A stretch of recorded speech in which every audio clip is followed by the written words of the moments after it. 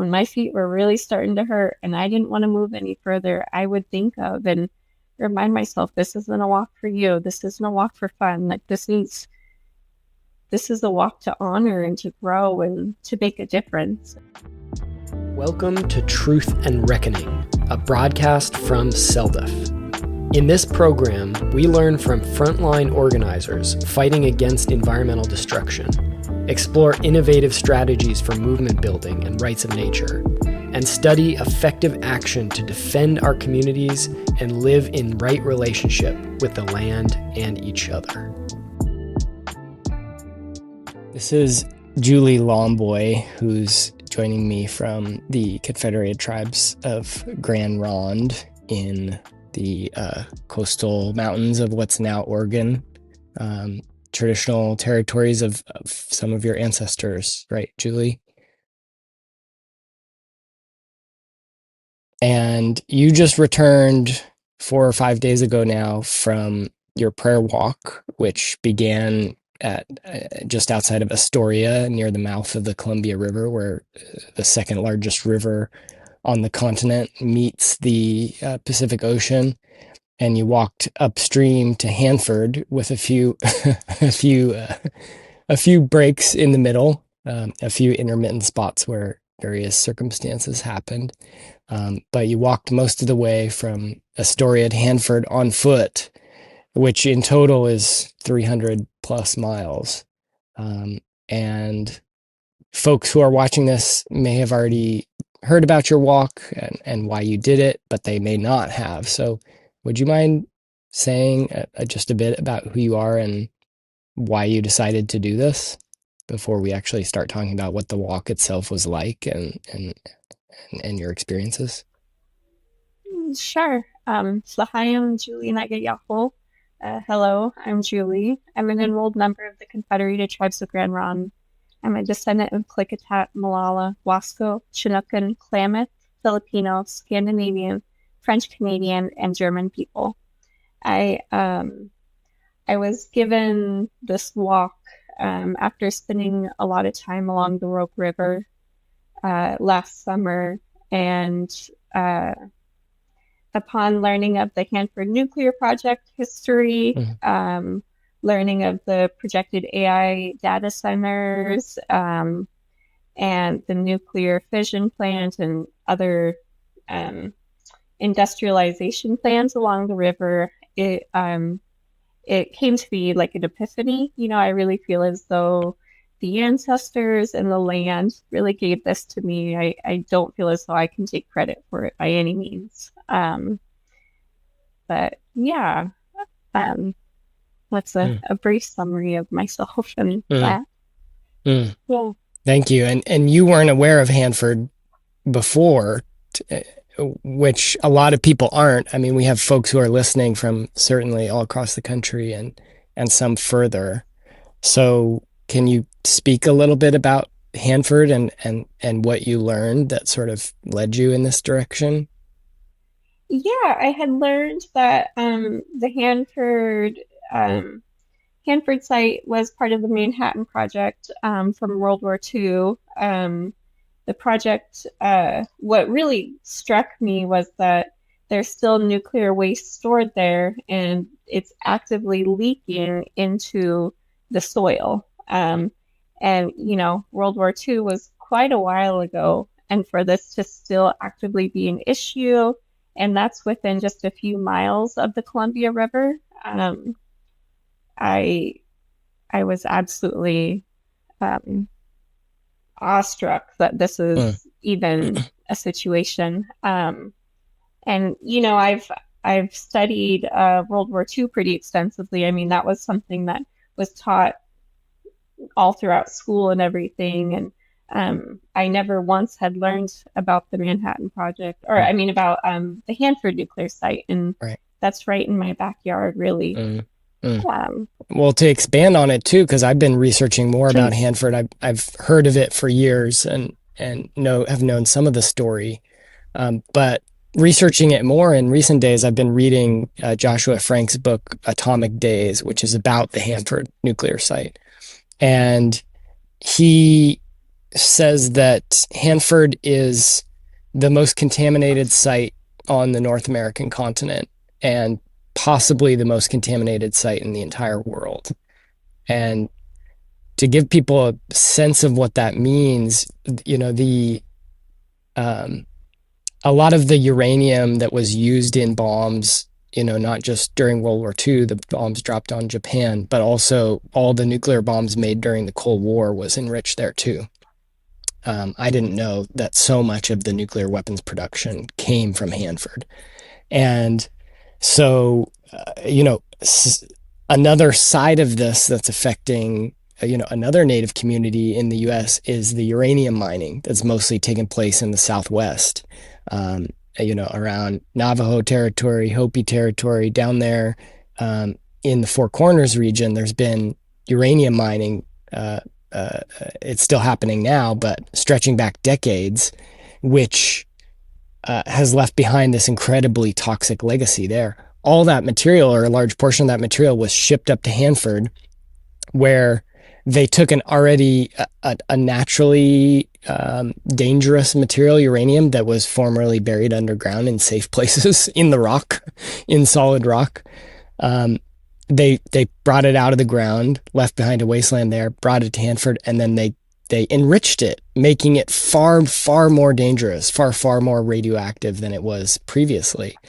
And in that process, the Hanford site, in one controlled release of radiation, where they deliberately, released radioactive material into the atmosphere, released more radioactivity than the Chernobyl nuclear accident. There are something like 177 tanks at Hanford storing this high-level nuclear waste. And when you hear tanks, you think of like a 55-gallon drum or something, right? But these are the size of 4-story apartment buildings, each of them. They're massive, and they're leaking. They're full of like this incredibly toxic slurry of different radioactive materials and chemicals, something like 1,500 chemicals. Scientists don't even know what all chemicals are in there because records weren't kept well. This was all top secret. It was done, with no public oversight whatsoever. And all that material is in there. And like you said, a lot of it's leaking, and millions of gallons of that highly, highly, highly toxic material has leaked into the water, leaked into the groundwater that's flowing towards the Columbia. Excuse me. So Hanford has been a Superfund site for several decades now, which means that the federal government has money allocated to try and clean it up. They basically have no idea what they're doing because nobody's ever dealt with anything like this before. They've literally spent billions and billions of dollars trying to clean this site up. And it's only perhaps marginally cleaner than it was when the cleanup began decades ago, because it's very, very difficult to do. How do you deal with this material that is that toxic, that deadly? Many workers have been exposed to radioactivity, to toxic chemicals, to gases, people getting cancers and dying among the workforce. And this has basically been mostly swept under the rug. There's been news stories about it. It's been out there here and there, but you still have a lot of people talking about how nuclear power is a wonderful thing these days. There were also nuclear reactors. There's still nuclear reactors active at Hanford because of how you enrich this uranium to make the enriched stuff for nuclear weapons is you run it through a nuclear reactor. So that's why a lot of people who oppose nuclear power, they say, really, nuclear power is sort of a front for nuclear weapons. It's a process that allows for the creation of this weapons grade material. And now, fueled by this huge push for data centers and AI, there's tech companies, mostly Amazon and Microsoft, who are pushing for and funding the construction of new nuclear reactors directly adjacent to Hanford in the Tri-Cities, Richland area there. So if I sound intense, it's because it's just incredible. The situation there is shocking. I'm only partway through Joshua Frank's book. And as somebody who grew up in Seattle, just a few hundred miles away from Hanford, and is by all measures, pretty well educated on environmental issues, toxicity, pollution, I was barely scratching the surface of how serious the issues are there. Thank you for sharing all of that. And, I appreciate the intensity and passion behind it because it is deeply concerning. Along the final stretch of my walk, I was in Kennewick going along the riverfront, and there's these massive boulders, maybe half a mile in between each of them, and they have random facts about the ecosystem you're in, sometimes about the pelican or some poor taste of ones about Sacagawea. And, one of them was about the Manhattan Project and the Hanford nuclear site. And it was, it said, fun fact, this was a top secret government project that only just a few scientists knew about. And under the fun fact, it described the nuclear waste leaking actively and that it's something that they're working on and stuff. And there is such a lighthearted narrative around it when there is a conversation around it that really encourages people to not have that sense of urgency and concern when it is completely warranted and essential for us to make a step in the right direction regarding it. Yeah, absolutely. And, people ask, like, what's the best way to deal with nuclear waste? Obviously, for a long time, there's been a proposal in the U.S. to bury it under what's known as Yucca Mountain in English in Nevada, which is if I'm not mistaken, it's a sacred site to the Western Shoshone. And, scientists have looked at this mountain and said it's geologically stable, it's resistant to earthquakes, so it's a good place to drill giant caverns into the depths of the mountain and fill it with this highly radioactive waste from Hanford, as well as from nuclear reactors, from Navy submarines, from Los Alamos, from 3 Mile Island, all the nuclear sites in the U.S. But they haven't been able to do it. People in Nevada, Western Shoshone people and environmentalists, land defenders, and just people who don't want radioactive waste buried next to their community, upwind of them, in their watershed, anywhere nearby. In other words, sane people fought hard to defeat that. And the problem is that there's no good solution to nuclear waste. There's nobody actually knows what to do with it. There are no good options.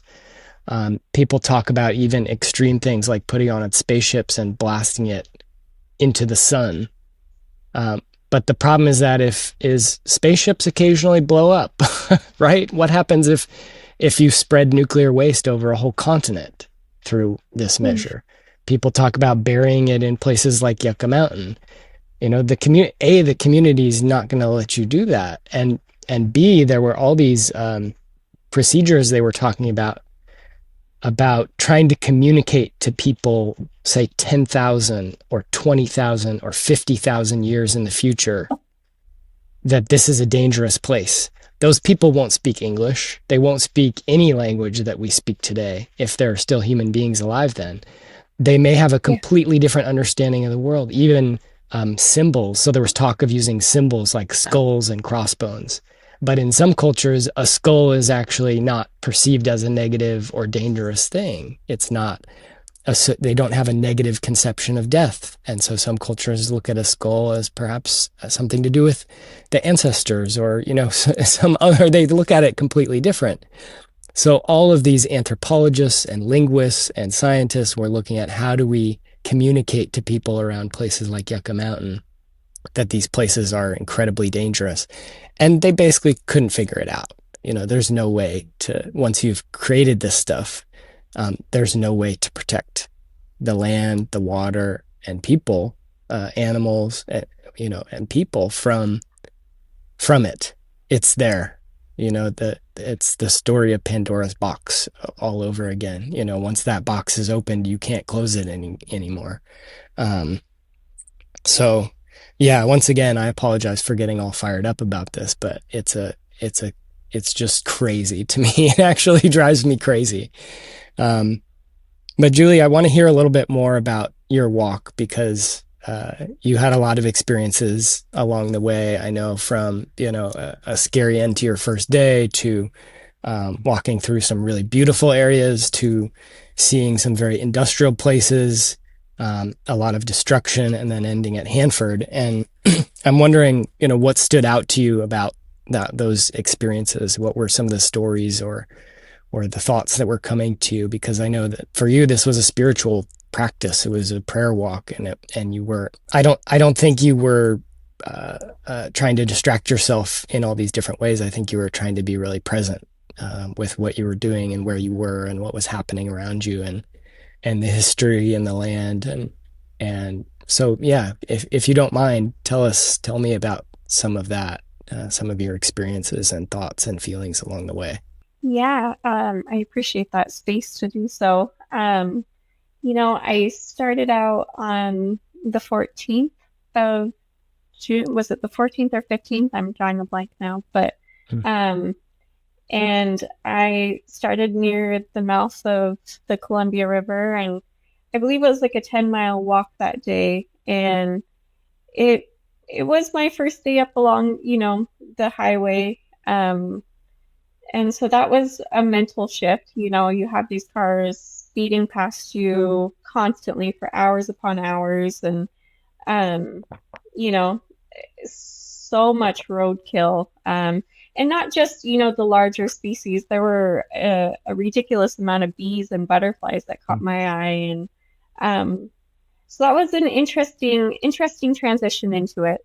But yes, the first night I really struggled for. I sat there for a couple hours debating on whether or not to stay or to leave. There was a gentleman that was kind of lingering, and he'd come and then he'd go, and he'd come back, and was just like lingering along the route I was at, and just within really close proximity of myself. And it was getting dark, and I was in the mountains, and was feeling pretty anxious. And I finally called for my roommate to come and offer me assistance. And I was given the option to either go home that night or go home the next day. Like, those were my two options given to me. And so I, accepted going home that night very reluctantly. And I felt like a failure. I was just devastated. And then I realized it, this, no matter how I move forward with this walk, like, it's not meant to be one specific way. Like, I'm a human, I'm a woman in this world. Like, there's going to be ups and downs, and I made a call for my safety, and that doesn't mean a failing. Like, that's me making a smart decision, especially with past history and just knowing how the world is. Like, I knew it was the right decision. And so I spoke to you the next day, and I was making all the plans to get back on the road as soon as I could, and line up my reservations to do so. So that cut out a chunk of distance just because timing of everything, getting back out there. But I have no regrets in regards to the decision I made. I know I made the right one. Whether it be, I also needed to mentally and physically prepare more in some facets, or yeah. So that was interesting, and I think a really good reminder of, like, just needing to be alert of my environment, and to also know that, like, things aren't all in my control, and I need to really move forward with intention.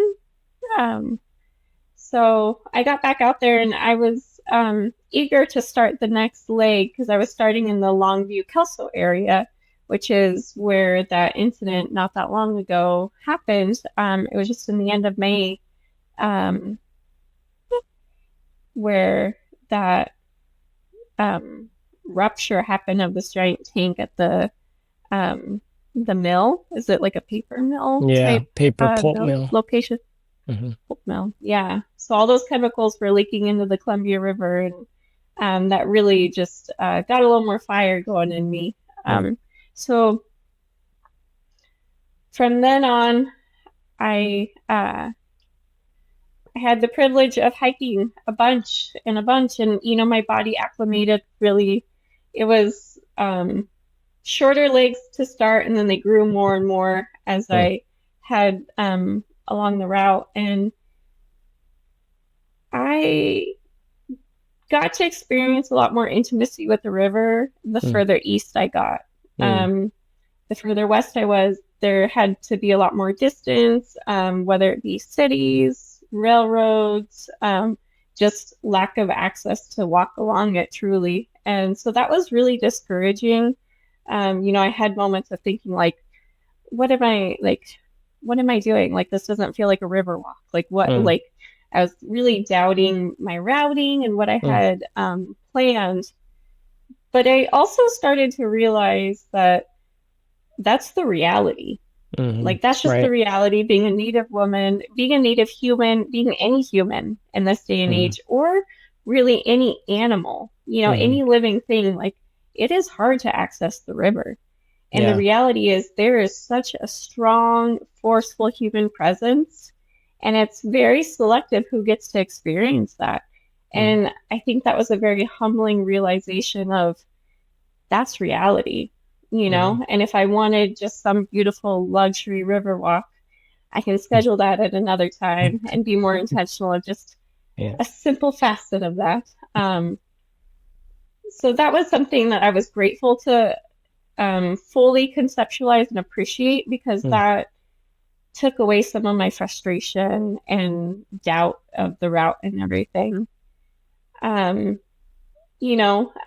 I was privileged to walk a huge length of the river alongside you. We trespassed onto some railroad tracks, and that was incredible. I got to really connect with some of our cohabitants. I got to accidentally stumble upon a bald eagle, eating his breakfast just right there, and an eagle trying to take a breakfast from an osprey. And so many more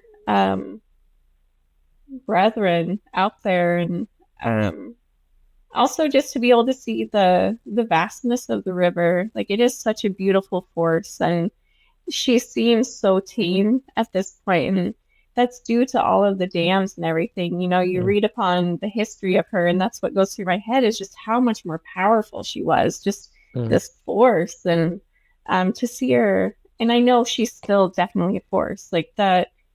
She's not to be disrespected. Like, she has earned that respect, and still could definitely take a life with minimal effort. But she's definitely much more of a caged animal at this point. And so that was really, really incredible. And truly, most of the hike from that point on was mostly along the river.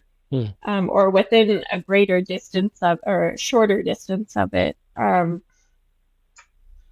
Something really worth noting is the amount of noise. Very seldom was it peaceful.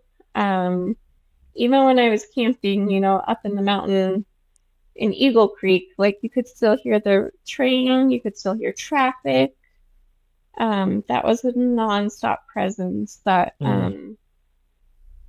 even my short time along it was obnoxious. The trains, they're so loud, not just the force of mass going by, but there's a continuous screeching of that metal on metal. And, I can't stand it for however long I listen to it. And I don't even have the best hearing. Like, you had mentioned thinking of all the sound sensitive species around us, and that is something that just echoed in my head over and over again. Like, I don't mind being a little bit harder of hearing in this moment, you know? Mm, Um, yeah, I I recognize that, I was thinking the greatest discomforts I would feel and the greatest physical challenge would be my feet and my legs and just the exhaustion of it all. But it really is all of those pieces together that really made the mm, walk what it was. And um, it it didn't turn out to be like what I envisioned. I went into it kind of open-minded and I wasn't too vocal. Like I expressed a little bit here and there, and you shared some words, and I had other people share the word about it. But I also had hesitancy because it's like I didn't know how much of it I would be on my own. And mm, that's such a vulnerability being out there in the world on your own. And mm, um, not everybody always, or not somebody I know always knowing where I am at every moment. So mm, that had some concerns for me, but I had moments of hoping like, okay, all of a sudden there's going to be a bunch of people also fighting alongside me, but mm, also walking 90 or maybe like 80% of it along the interstate. That just isn't feasible and not something mm, I would wish upon people, truly. mm, Like it's terrifying. People don't pay attention when they're driving. There's such recklessness and it really is so dangerous. And I try to downplay the level of dangers I experienced with my dad, just like, it was bad, but it truly was terrifying. mm, And so I had some gratefulness that there weren't more people put at risk of that. Um, Going to the Hanford site itself, I made comments like, oh, I'm pretty sure I'll cry. It'll be emotional, but it really did just hit me really hard. I get in there and walking around, and you almost wouldn't think it was what it is. Like, it's this little visitor nook section. On one side is like a martini bar or something, and on mm, the other side is a brewing company called the Bombing Range, which is just incredibly poor taste. And it's just this little museum, and mm, I was really disappointed in the narrative shared and just the lack of urgency of conversation of what's going on. It's just a little like memorial of it all, mm, and I really just seeing about the reactor B, and that's when it really just like it hit me really hard. And it also was really weird for me that day because OPB was following me all of the last day. And so that's a constant thing in the back of my head is I'm being filmed, and so then I started to cry, and I just kind of wanted to just leave. I didn't want to be in that space. I received and seen what I needed to, and so I just sat under an oak tree outside of mm, there, and I cried a bit.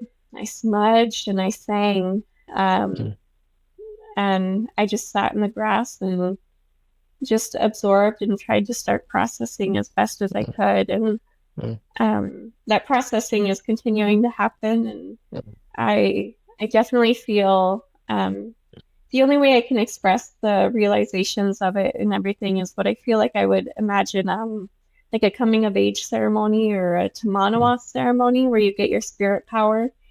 The level of clarity that I got in mm, my feeling as though I have permission to be a greater voice and advocate for the land, and mm, that is something I'm supposed to do and be. And mm, um, I feel like I was given my role in that, and mm, um, a level of empowerment and confidence. And mm, um, yeah, it just as the light had switched on in my to do this walk, I feel like there's been a light switching on in certain facets of my life that I need to just kind of steer in this little direction.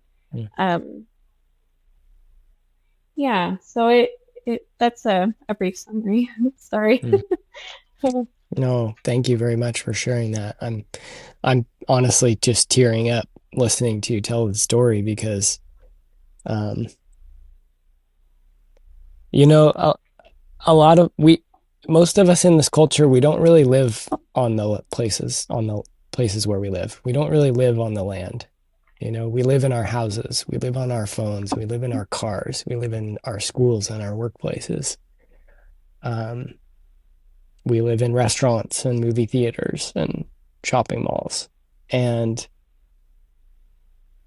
that walk that you did is, um, that's what the land is experiencing right now. The land is you experienced a small bit of what the land is experiencing. And, you know, and I'm thinking about being a mountain lion or a bear or an endangered Colombian white-tailed deer, you know, trying to cross those busy roads, with that noise and the speed of the reckless cars and the drivers, and um, eating, you know, eating grass or another animal or what have you, a fish, and not knowing about the contamination that's come down the river from Hanford, from the pulp mills, um, from from the industrial agriculture, from all these facilities.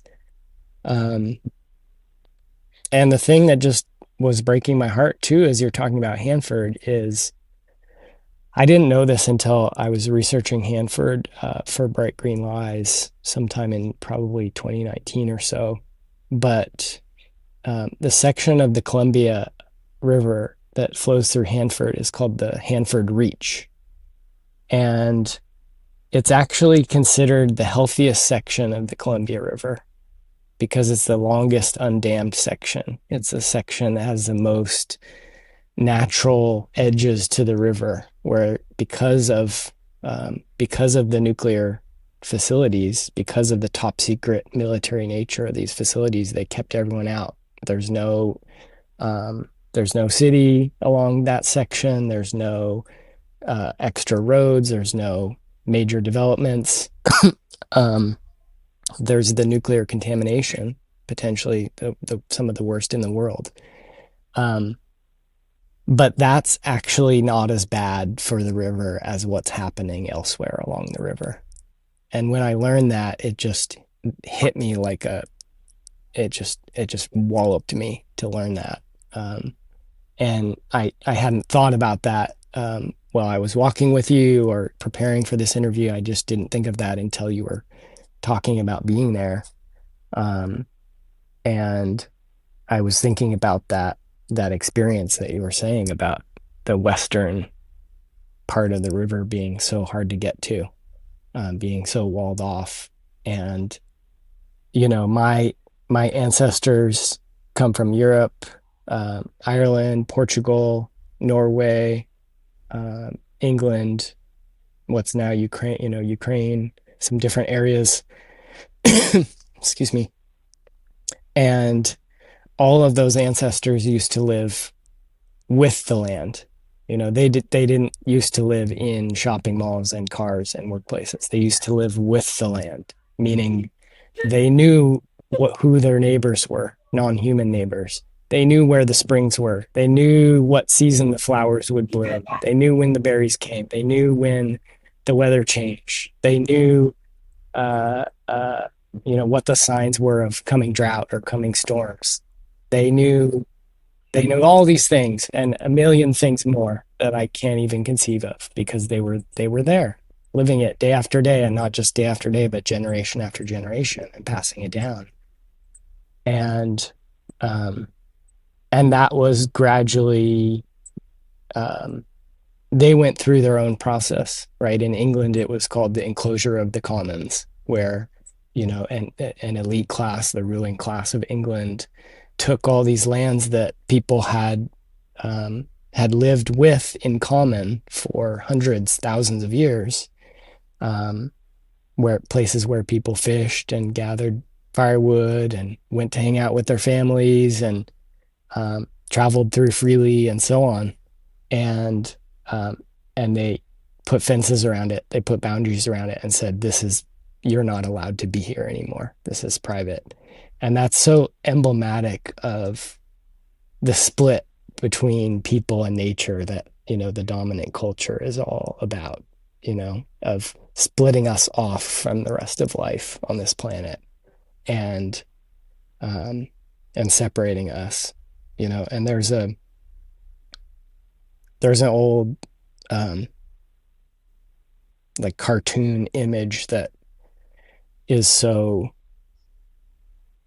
powerful in the way that images can be sometimes, and it shows an Earth, a globe, and the first globe is labeled 10,000 BC, and it says the invention of the fence, and there's a tiny little area fenced off, and then there's another globe, and more of the Earth is fenced off, and there's another globe, and more of the Earth is fenced off, and there's another globe, and then there's just a tiny little bit of fence around a wild area, and it says the invention of the zoo. We're And that's the world that we're living in, is that process happening, where now it's, that I live in the Willamette Valley, and the word Willamette comes from a French mispronunciation of a word meaning blue. And it's because the camas fields in the Willamette Valley were so beautiful and extensive that people would come across the mountains and look down on the valley, and it would look like an ocean or an inland sea because it was just covered in blue. And that was the blooming flowers of camas, who are one of my favorite plants. I have a lot of favorite plants, but they're amazing. They're so beautiful and so useful and such a blessing in every way. And they, that habitat is mostly gone. I mean, camas is still here. It still exists. It's still living in the ditches, in the roadsides, in the parks, in preserved areas. There are even some out here in the field behind the camera, not blooming right now, but it's not a particularly healthy, dense stand here, but they're here, but they lost something like 95% of their habitat. And now that's all agriculture. That's that fence, right? And that was the fence along the river that you were encountering, keeping you away, and fence keeping the wildlife away. And yeah, I have a lot of emotions just hearing your story and thinking about my own relationship to not just the Columbia, the main stem of the Columbia River, but the Willamette, which is a tributary of the Columbia. I'm in the watershed of the Columbia right now, where the rain that falls here directly where I'm sitting flows into a little creek down this way, flows down there to a little bigger creek that flows into a creek called Spencer Creek, which flows into Coyote Creek, which flows into the Long Tom, which flows into the Willamette, which flows into the Columbia. And this we think of a river as just being the water flowing in the bottom.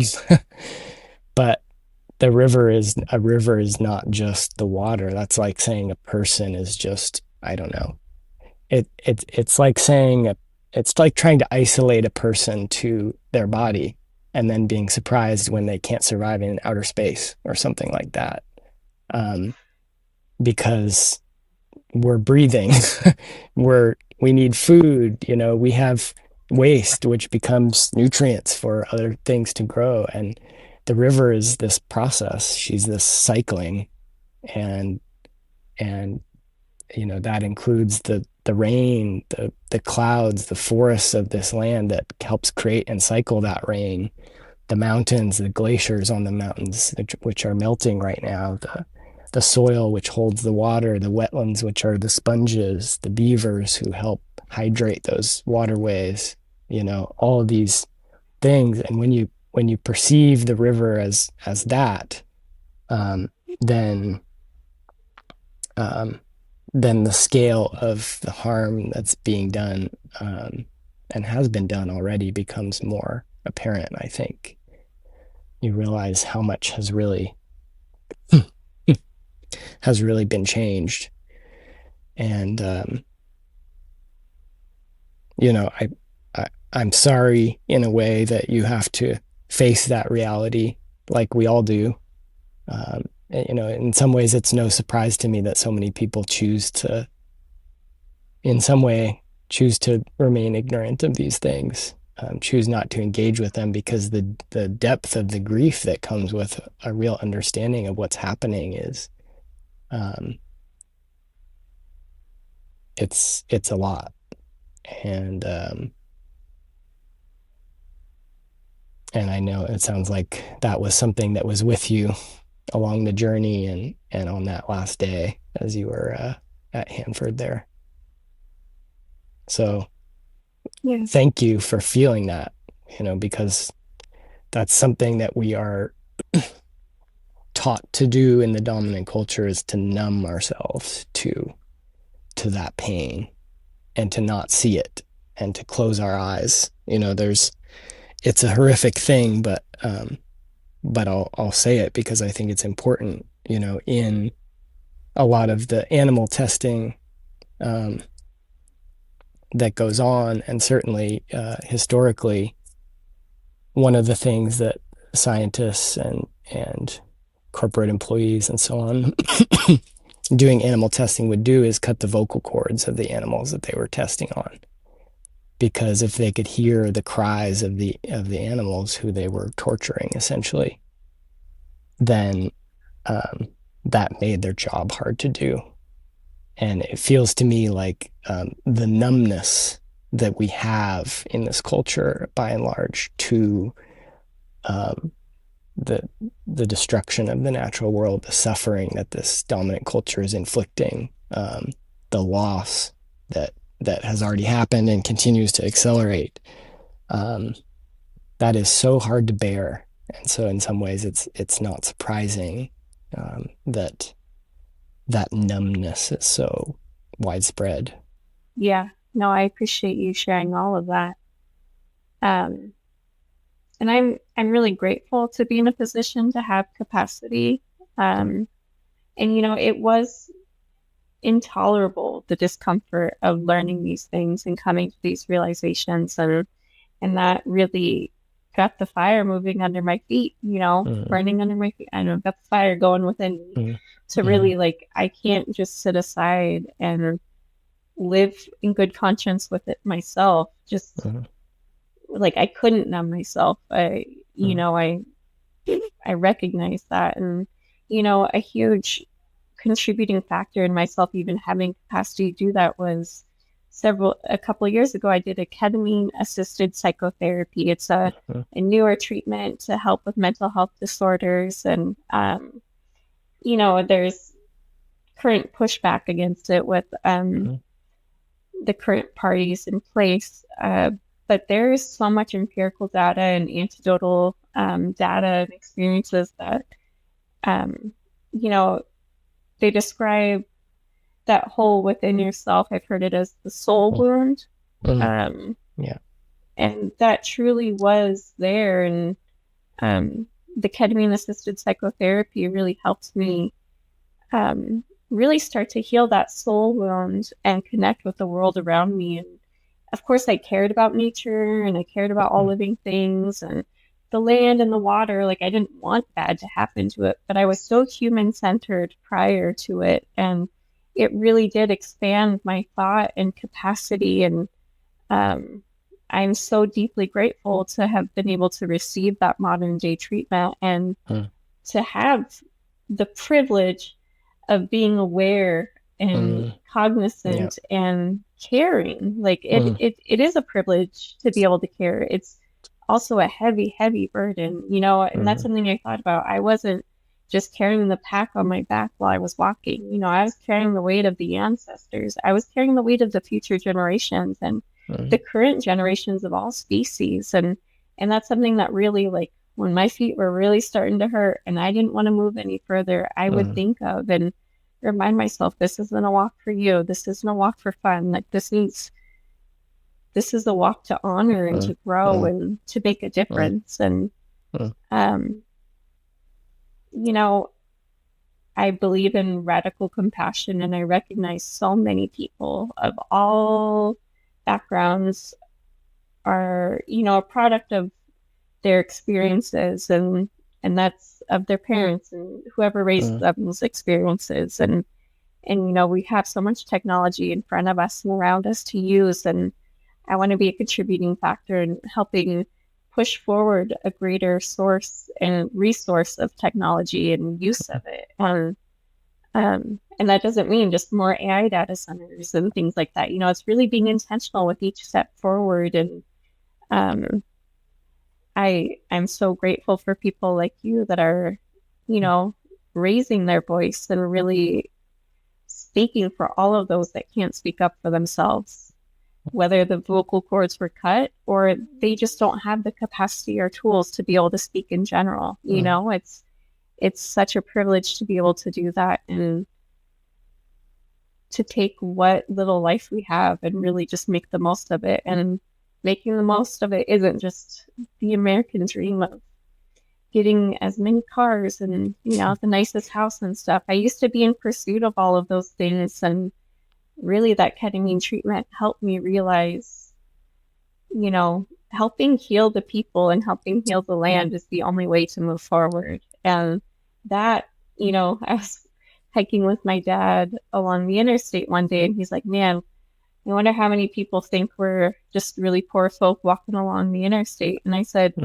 we are the richest people right now on the interstate. We are much more rich. And I don't mean financially, because I invested just about every penny I had into that hike. And, but truly within soul and body and spirit, we were the richest out there. And that's how I want to continue to live. And speaking on, you talked about how interconnected the water is and the tributaries and all those connections. And,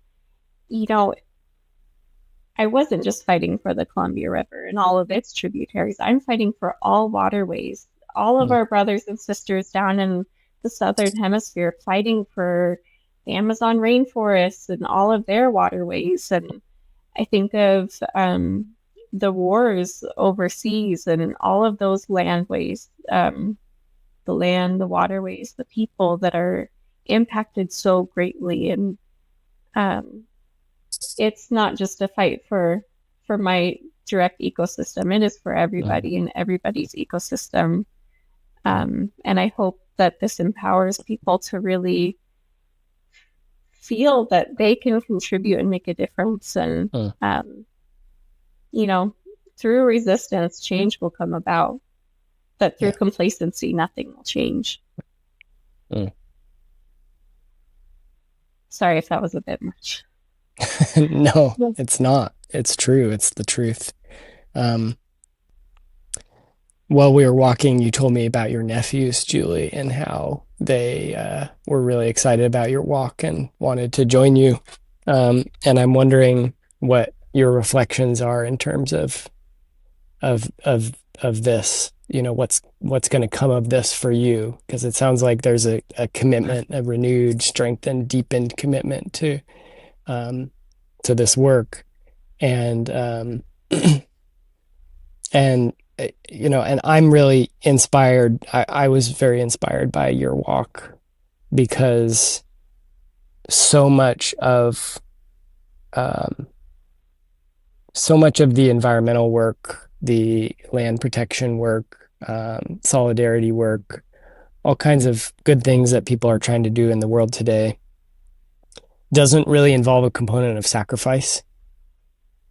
And not everything needs to involve sacrifice. That's not what I'm saying, but I think that we need it in this time. And I think that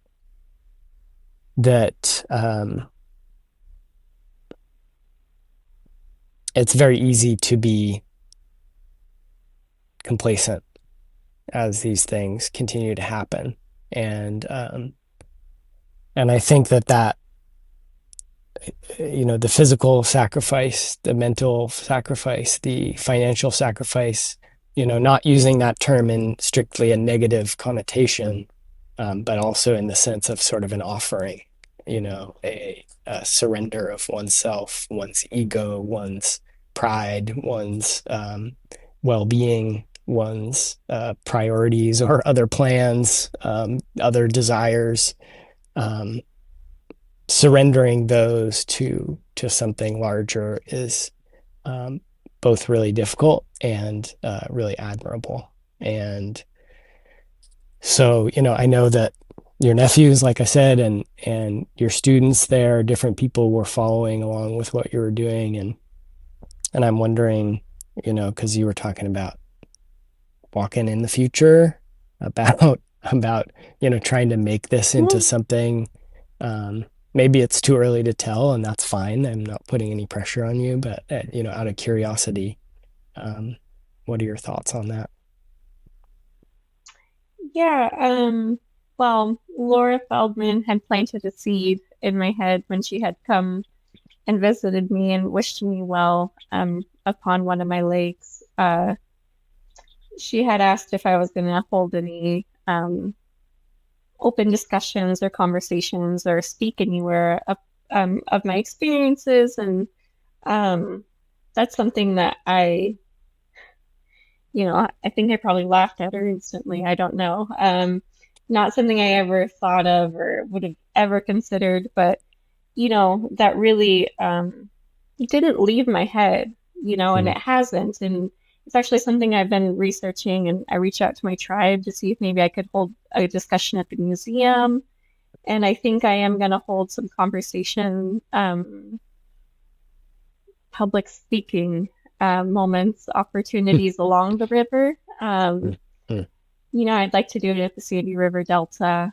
mm. That's one place that really calls out to me, and I'm not sure where else, but Near where you grew yeah, up, I, right? I intend, yeah, near Hmm. where I grew up, and just an important ancestral place. And Hmm. um, yeah, I'm putting together a presentation and of my experience, um, I want to put together some resources and really give people direct-handed access to opportunities to not only become more informed, but also take Hmm. steps forward themselves and, um, hopefully inspire at least one person to take a step Hmm. forward. And, I don't know how I feel about like, something I've heard many requests for is like this becoming a yearly walk thing. And, um, I would love to have like an annual gathering somewhere along the river and have a space of conversation and gathering and food and connection and honoring. A yearly walk with the amount of it being on the interstate, like what the route I had, I would not wish upon anyone and um, would not ask anyone to do. It doesn't like my own conscience says like, oh, but I would happily do different legs upon the journey and maybe some forested area and safe trails. And I would love to do that. But I also made a promise to the earth. I wasn't going to travel outside of a 100-mile radius of wherever I'm living outside of this one trip I've done. And so that is something I still intend to keep. So I wouldn't be able to do the full trip anyway. But yeah, so there's still a lot in the works, I guess. A lot of processing is still to be done. Every day I'm spending time constantly thinking about it and working through it and navigating. And so, I'll definitely keep y'all in the loop of what's to come Okay, sounds good. and where I'll be hosting if you would like to know or like to share, Mm, I'd be more than happy to um, open that up. absolutely. Yeah. I'm not that far away, so it'd be good to come up and see you sometime. Um, Much well, thank appreciated. you. Thank you for that, Julie. I'm reminded of some of the hard things that I've done over the years, organizing and taking action and getting done with some of them and feeling that profound exhaustion and also that sense of risk pass through successfully, pass through, without disaster, but the knowledge that that doesn't necessarily mean that that would happen next time. Um, and you know, it's good to be attentive to those things, and also to go beyond, I think, what one thinks. I'm not speaking to you here particularly, but to the audience, to the folks who are listening, to go beyond what you think is reasonable. You know, there's a film that was made years ago about a group of direct action, young direct action activists in England who were trying to stop the burning of fossil fuels and so on. And the film was called Just Do It. And it's not about Nike. It's about that voice in your head that's always saying, don't do it. Stop. Here's the reasons why it won't work. Here's the risks. Here's the dangers. Here's the flaws in your plan. And that these activists developed this sort of explicit message that they would say to each other and to themselves, which was, just do it. And it wasn't about being stupid. You know, it wasn't about not assessing those risks and trying to mitigate them in different ways. But it was about, I think, acknowledging the reality of the crisis that we find ourselves in, and the reality that getting out of it is going to involve a lot of risks in different ways, that it's not going to be necessarily a safe and easy process, that it's going to involve those sacrifices. And they were, these young people were embracing that. They were actively embracing it rather than rejecting it. They were choosing to approach it with a lightness of heart rather than to look at it as something to be feared. And that was really inspiring to me. And so, yeah, to anyone who's watching, who's considering doing something that is, you know, maybe a little out there, just do it.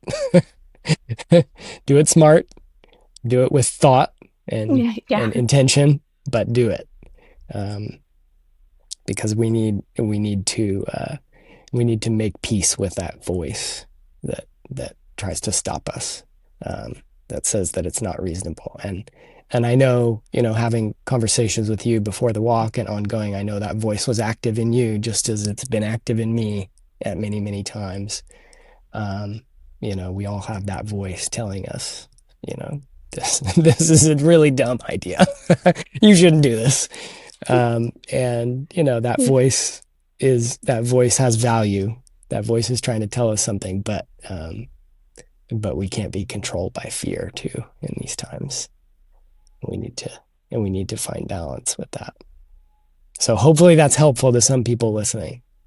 Yeah, I was just gonna make note, you know, I was just thinking on how I came to know you. I was taking a Native American Studies class at Portland State University, and some folks in my class had brought up Thacker Pass, and it was the time that you were at the encampment and you were really documenting things. And you know, there were several discussions in our lectures of us just several times of us just sitting there talking about it and talking about activism. And you know, I started following your journey after that. And I just want to acknowledge, you know, you were a huge factor in me feeling empowered to take a stance. You know, your activism and your voice and your fight for the land and for the people and all of our cohabitants. I was really inspired, and I'm really grateful for that. And you know, I'm definitely no Max Wilbert, but I do hope to, you know, evoke that within somebody with this journey and the documenting of it and everything.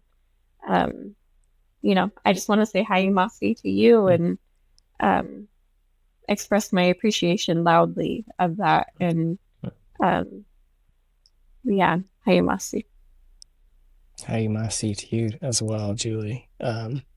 Thank you. You're making me blush. And Sorry. You know, well, one thing I always say, you know, if people want to compliment me, you know, sure. Thank you. Not sure. Thank you sincerely.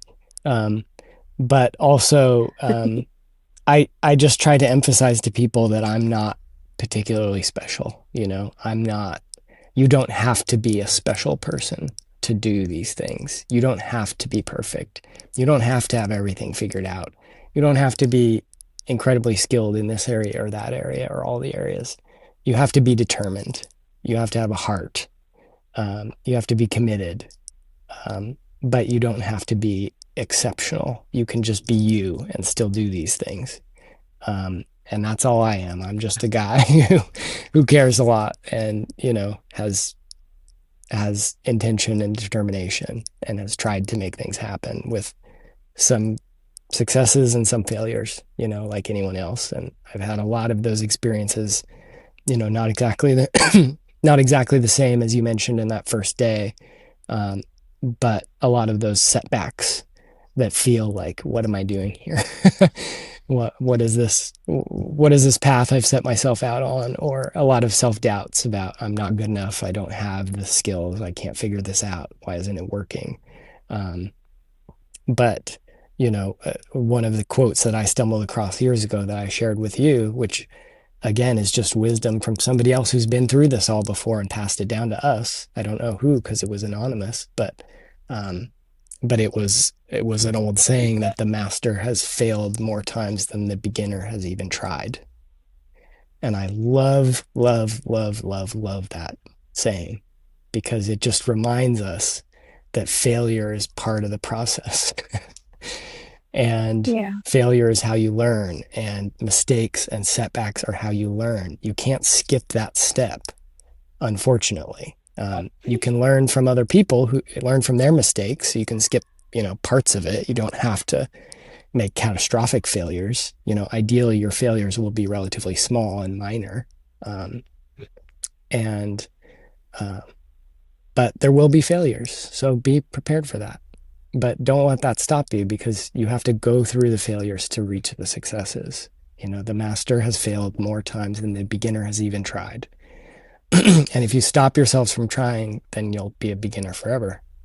But if you're willing to fail, if you're willing to take those risks, if you're willing to go out there on a limb, or in this case, on the side of an interstate, then you'll be moving in the right direction. You'll be headed upstream. Okay, Djuli. Well, unless you have any closing words, maybe we'll leave it there. That sounds good. Imaڵ. Okay. Thank you. Imaڵ, thank you very much for taking the time to speak with me. Thanks for inviting me along for the portion of the walk that we got to do together. And I appreciate you.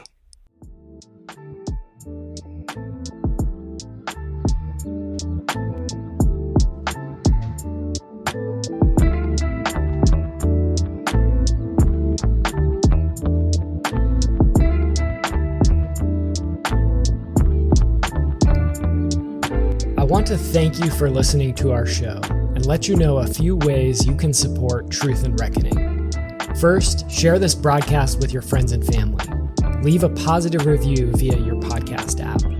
Visit the Truth and Reckoning YouTube channel and leave a thumbs up and a comment. The full scope of the work of CELDF, including this show, comes with a financial cost.